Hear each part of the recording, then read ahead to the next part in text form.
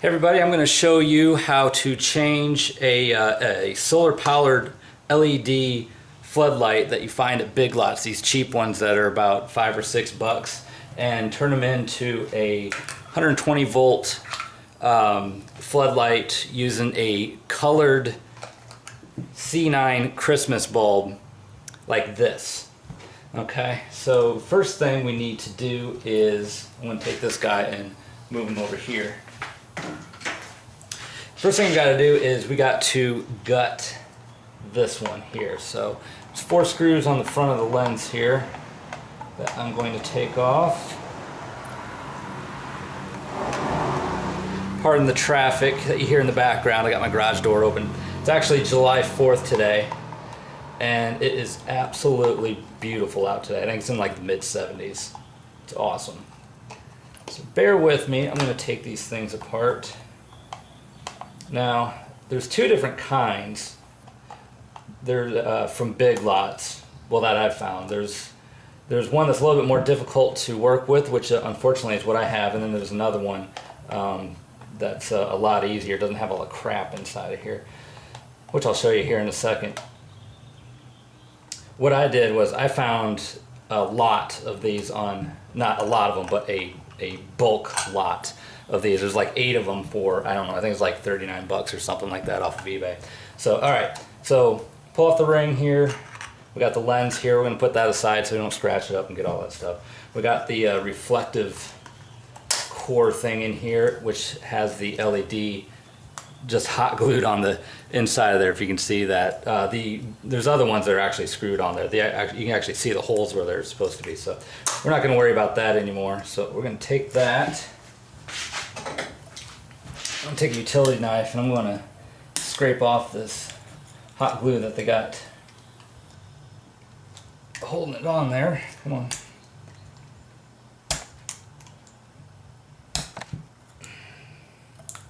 Put that one on good. Okay. There's your LEDs. You can keep them if you want. I just yank the things apart because I have no intentions of using them. And these things are just snapped in here like that. So that's that. There's that stuff. I'm not going to use it, so I'm just going to chuck it. I'll probably wish I didn't do that later on. I'll think of something I could use that for. So we'll get to this later. But here inside, I'm not sure if you can see it, there's 2 screws which hold on the base here. The other one from Big Lots doesn't have any of this. It's all one piece, all molded together, so you don't have to worry about any of this stuff. Unfortunately, these are screwed in and this stuff is going to be in the way, so we have to modify all that. So I'm going to take these 2 screws out here for the base here, for the stake.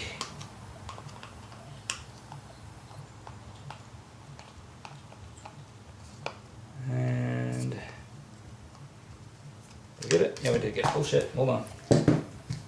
Here's your screw. Come on. There we go. Okay. And there's the base there. We'll put that aside. We'll get to that later too.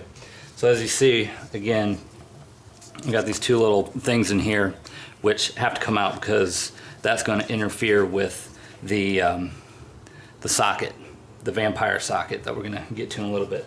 So what I like to do is I got to start by drilling out a hole on the back side, and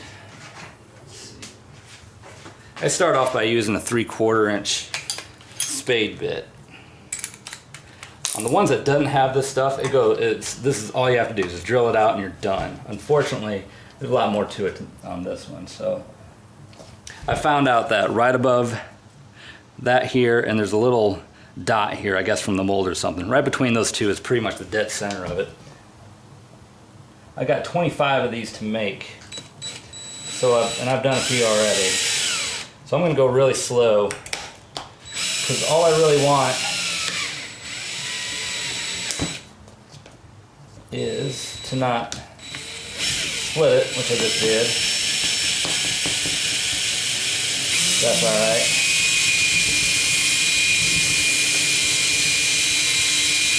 I'm actually running the drill backwards.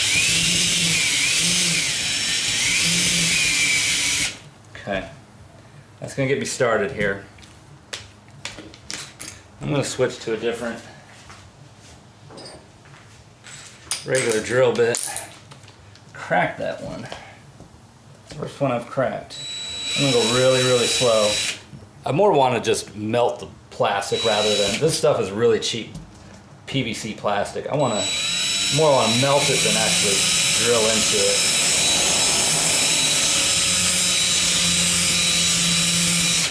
Now the reason why I used the spade bit was it cut this ring around the outside of it. Hopefully you can see that. And that's where I know where the outside of my hole needs to be.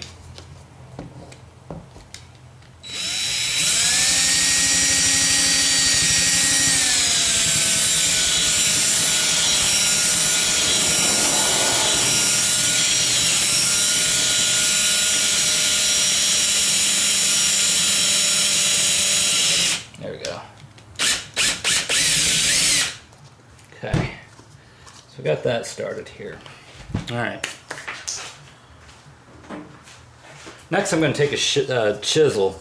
This, like I said, this plastic's really super soft, so you can get in here, if you can see that or not, with just a really sharp chisel, and you can actually just cut this stuff out. I also have the a sharp chisel, which I do not have. Mine is not sharp at all. There we go. Coming now? Yep. Okay. There we go. Alright, so there was the top one that we snapped out of here. See how that gave us a little bit more room? Now there's a little nub on top of the second one here that I know I have to get down past for the light bulb. For the light bulb to fit. Just get you started here. There we go. And like I said, if you got a sharp chisel, oops, hold on, come back here. Works pretty well.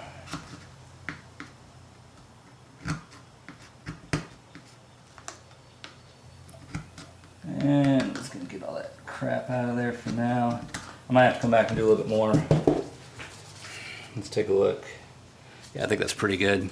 If you can see that in there or not. Tough working black plastic because it's hard to see inside here. Okay, so there's that. Here's another cool little thing. If you guys ever use one of these, it's a rasp for a drill. You can actually get them from Harbor Freight. There's like a 3-pack of them you can get for just a couple bucks. They work really good, especially with this stuff. So, now I got my ring from the spade bit. It's kind of like a border of where I need to be at. So I'm just going to take this.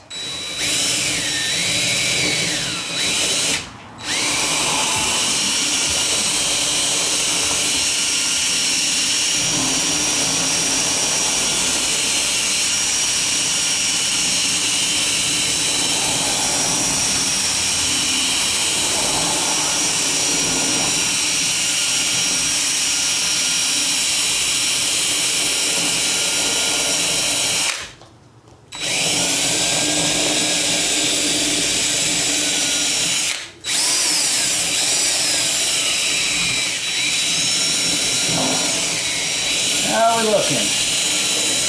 We're getting close here. And compare it to this. It's pretty close. Alright. Now I got one of these cheap little Dremel from Harbor Freight. These are like 10 bucks. They're pieces of crap, but for what I need it for, it does a trick. Sounds like a dental drill.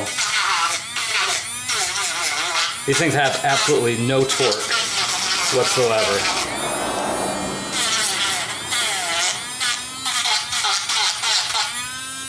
Gonna clean up this stuff here. Around the outside, around the outside. Got some in my mouth.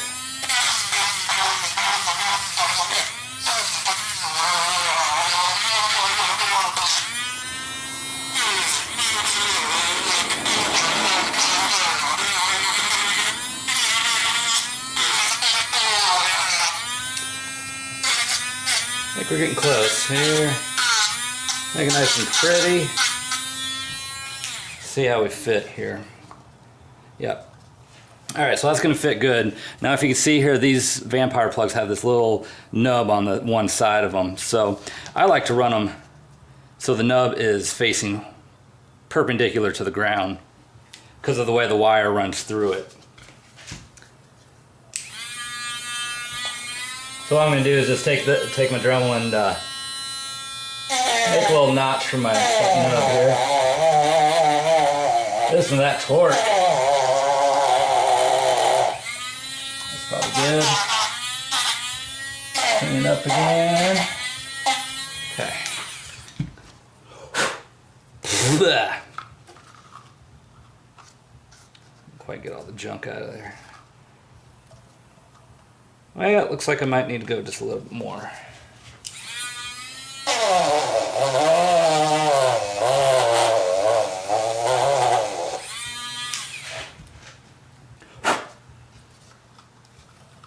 There we go.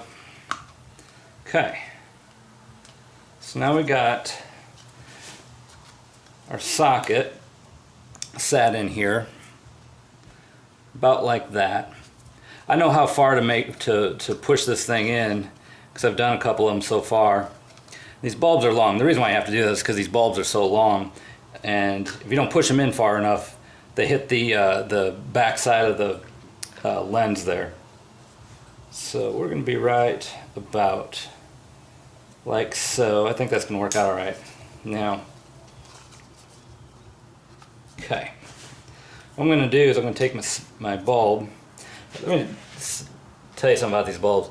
These are, this is an LED C9 Christmas bulb replacement.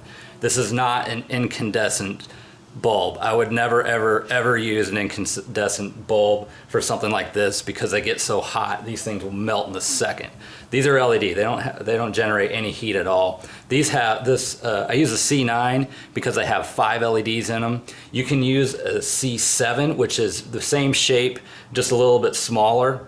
But those only have, I think, 3 LEDs, so they're not as bright. But they probably would fit all the way inside here without having to drill out the back side of it. But so what I'm going to do, oh, and these are these are called vampire plugs. There's 2 different kinds. There's SPT1 and SPT2. I'm using SPT1 for no reason other than they're like a couple cents cheaper. There's really, the only difference between SPT1 and SPT2 is the wire that you use with them. SPT2 has a thicker insulation around the wire than an SPT1. But so what I'm going to do is I'm going to screw my bulb in the socket here. I'm going to stick it in here. Okay, like so. I want to make sure I got enough room. As you see where, you might not be able to see where that bulb is hitting the top of that screw hole there, which is why I had to chisel that out. Okay, so I know I need to be about 1/4 inch to 5/16 from the bottom of that notch to the back of the thing to clear everything. Okay, then what I'm going to do is I'm going to visualize a plus going from hole to hole and going from hole to hole and making sure that the tip of the bulb is crossing right over it. That way I know I have it right smack in the center of it, okay? About like that. So then what I'm going to do is I'm going to find my Sharpie, make sure I got that deep enough. I believe I do. Okay. Make sure I get that nice and centered. I'm going to trace around here just for a reference point because I'm going to have to pull it out, glue it, stick it back in. Okay. Like that. Okay. So I'm going to pull this back out. And, oh, where'd my glue go? Here it is. Alright, we're going to use some E6000 glue, which someone on the Haunt forum suggested, Miss Pumpkin 5 or is it pumpkins? It's Jana. Thanks, Jana. Alright. So I'm just going to take a little bit of glue here. Maybe run it around the inside of this. Pretty generous with it. I'm going to clean it up later. Oh, you know what I forgot to do? So I always want to blow out the all the debris and stuff from drilling it out and filing it and chiseling it, and I forgot to do that. I just want to get all that crap out of there, which there is some crap in there, but that'll be fine. We won't tell anybody. Okay. I'll make sure I got a nice ring around the inside of there.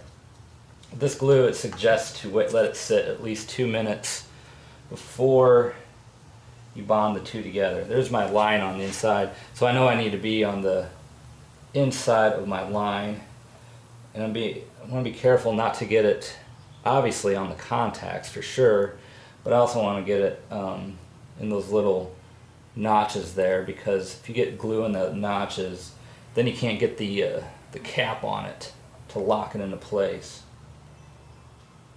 Then you just ruin the whole thing. So, okay. Alright, I'm going to let that sit for just a second. Hopefully I don't glue it to the table here. Alright, I'm going to let that sit for a second. Now for this thing, where's another bulb? I'm going to grab another bulb here. Like I said, I got 25 of these. Fortunately, I got 25 to make. Fortunately, these things come in a pack of 25. The sockets come in a pack of 50. I think for $10 you get 50 of them from like Radiant Holiday. The plugs, the female and male ends, I believe come in a pack of 25 for about the same thing, $10. I could be wrong. But anyway, now we got to make this large enough for the bulb to fit through. And I figured out all these faceted, things in here basically make a line. Whoops, I keep doing that, dropping stuff. Okay, on the outside here. So basically what I'm going to do is I'm going to whack it off right underneath that little nub there with just a little hacksaw here. Cut it just like I'm cutting a potato. Well, it's pretty thick potato to have to, you know what I mean. Cut this over here.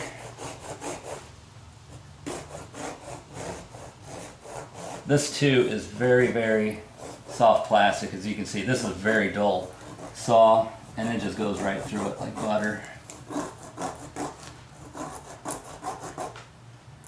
Get up underneath there. I don't think I went deep enough. That's okay, because we gotta clean it up anyway. Okay. There we go. I already know that that's not gonna be big enough hole that I'll have to ream out, so I'll take my ghetto Dremel here.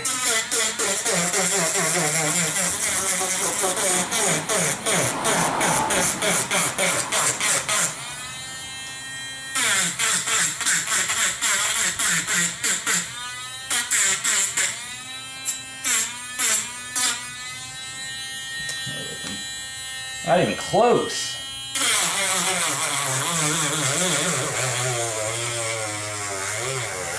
Right, get in there. Do it.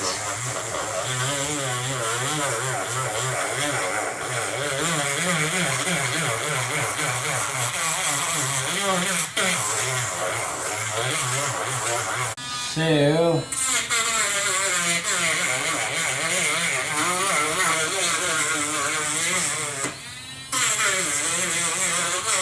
always wear eye protection. I'm not wearing eye protection.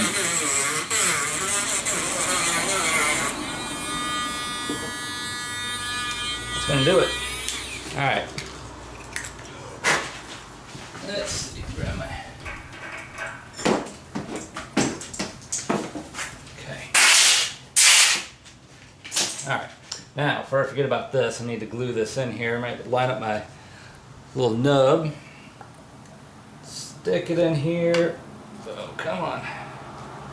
That glue is tough. Okay. And make sure that my crosses lines up again, which since I made the marks on there, should be good. Okay, right there.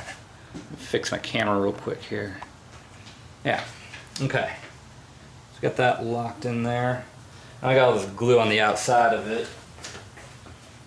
It says to use like mineral spirits or something. I don't have any mineral spirits. I have paint thinner. And paint thinner seems to do just fine. Getting this off of here. Now you can probably see I'm getting glue boogers up over top of the where the contacts go. What I'll do is I'll just take a pair of needle nose pliers and just pick it out. This stuff's almost like silicone in consistency. Just that there. That's exactly what happens. So pick that out. Comes right out. Clumps didn't stick or anything. Okay. Still lined up there pretty good. It still moved a little bit. Okay. All right, I'm pretty happy with that. Oh man, I got that crooked. All right. So, I am very impatient. So what I'm going to do now is I'm going to take the bulb back out. Okay. And I'm going to take the hot glue that's cooking over here, and I'm going to fill around the outsides of it just to give it extra support. I think I'm running out the back. Running out the back. Okay. Oh, this is going to hurt. That's not too bad. Ow, that hurt! Okay, yeah, right now. Okay. So, take my cup here. Alright, just want to double check, make sure everything's okay. Inside of here, which I do believe it is. Okay, so we'll put that aside. Let that glue set up there, and we got our hole cut out so the bulb will fit through. Okay, we'll put this lid back on. Now, here's one I did earlier that I did the same thing. As you can see, it's already glued in there and sockets in and everything. So this guy's ready to go. Alright, so what I'm going to do, before I do that, because there's these little holes, that little hole right there that we plugged in, I need to plug that anyway, but I also want to run some some electrical tape around the very base of the bulb, because there's some extra light that escapes there. You know what I mean? So I'm just going to do that. Obviously I'm not going to cover up the metal part, otherwise it won't make contact. Oops. But I don't want to get too far up the bulb either, otherwise I'm just blocking it. So, okay. There we go. I'm going to put that back. Screw that in there. I'm not going to screw it in all the way tight first. The reason why is if you screw it in tight, when you screw it in, it actually pushes the contacts into the wire. So what I'm going to do now is cut some wire.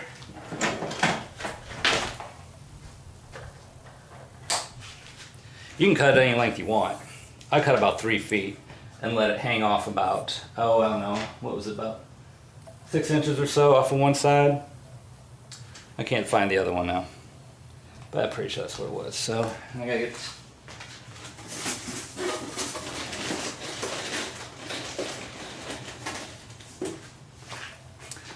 This is what holds on the back side of here. It has these little clips here for the to put on like gutters and stuff like that. I just cut it off. We don't need that. We're not putting on no gutters. Okay. So I got the bulb in there pretty loose. I'm gonna lay the wire in here, probably about 6 inches or so. And get this guy lined up. There's only one way it can go, so you gotta make sure you get it on there right. Get it started in here. Okay.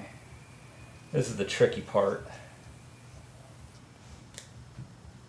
Turn it upside down. And I just rock it back and forth. Should be doing this on a harder surface. Rock it back and forth to get it snapped in there. Come on. There we go. Okay. There you can see it. I was locked in there. Now I can screw in my bulb all the way. You can feel it kind of cut into the insulation there. Alright, I'm going to put a female end on one side. All you got to do is just slip the wire in here, lay it across the contacts. Oop, I gotta get the cap part.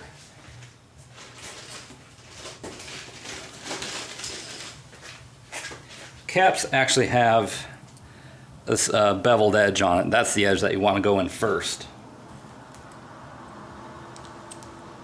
Sure I got it on the right. Slide it on there. And that's it. Same on this end. Lay the wire down in there. Put the beveled in side in first. Slide it on. That. Now if we did that right, I don't embarrass myself. If I plug it in, I'll turn on. Oh, thank God. Okay. So it worked. So then all we got to do is, oops, take one of these, put this back, put it all back together here.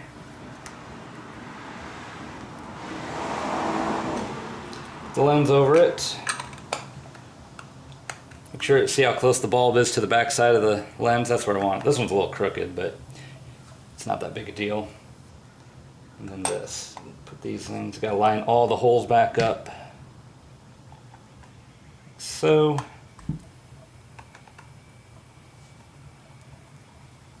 Get one started and get the other one started, because this stuff's so flexible that it'll kick the screw sideways if you're not careful. You'll miss the hole altogether.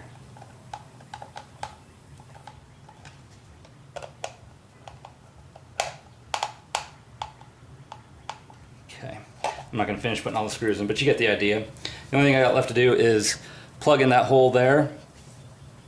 And, oh, the base, the stake. Where did we leave the stake at? Forgot about that. We cut off one of the holes on the inside there, so obviously this isn't going to fit anymore. Now, this stuff is so cheap and brittle, you can take a pair of side cutters. Right above the hole is where the one inside there is on the second one, and you can just cut it. It snaps right off. See? And then you can just slide that in there. And you know what I forgot to do? I forgot to do that first so I can put the screw back in there. But anyway, I'll do that next. I'm not going to show you guys that. But there you have it. We'll plug it back in here. There you got your socket, your C9 Christmas light bulb floodlight. You can do this in any color. You can get them in dimmable LEDs. That's what these actually are, because I'm going to do a light show with them. And you can actually you can take these things and keep daisy chain them together as many as you want. Since they're LED, they don't pull any hardly any wattage at all. So that's it, guys. That's don't just a different take of how to make a floodlight. I know there's a lot of 12 volt ones out there. I haven't seen too many 120 volt ones. Obviously you can put these on timers and motion sensors and stuff like that. So hope this guys helps. I hope this helps you guys, and if you got any questions, feel free to leave them in the comments below, and thanks for watching.